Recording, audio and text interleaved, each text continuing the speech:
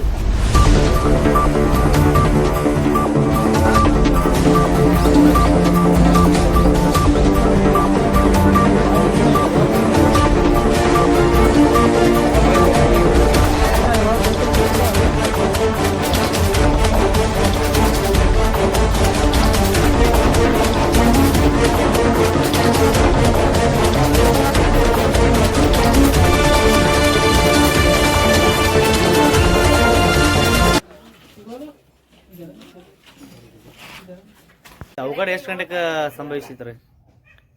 ಏಳುವರೆ ಆಗಿತ್ತು ರೀ. 7 ಆಗೈತ್ರಿ. ಇಲ್ಲಿ ಅವಾಗ ಯಾರ್ಯಾರು ಐತ್ರಿ? ನಮ್ಮ ಅಪ್ಪ ರೀ ನಮ್ಮ ಮಮ್ಮಿ ರೀ ಇದ್ರಿ. ಅವ್ರಿಗೆ ಏನದು ಆಗೈತ್ರಿ? ತಲೆ ಪೆಟ್ಟು ಆಗೈತ್ರಿ, ಎಲ್ಲ ಸುಳ್ಳದೈತ್ರಿ, ಹಾಂ ರೀ, ಎಲ್ಲ ಸುಟ್ಟೈತ್ರಿ. ಎಲ್ಲ ಸುಡೈತ್ರಿ. ಯಾವ ದವಾಖಾನಿಗೆ ಹೋದಾರ ಇವ್ರು? ಈಗ ಅದನ್ನೇ ಸರ್ಕಾರ ದವಾಖಾನೆ ಹೋದಾರಿ. ಹಾಂ,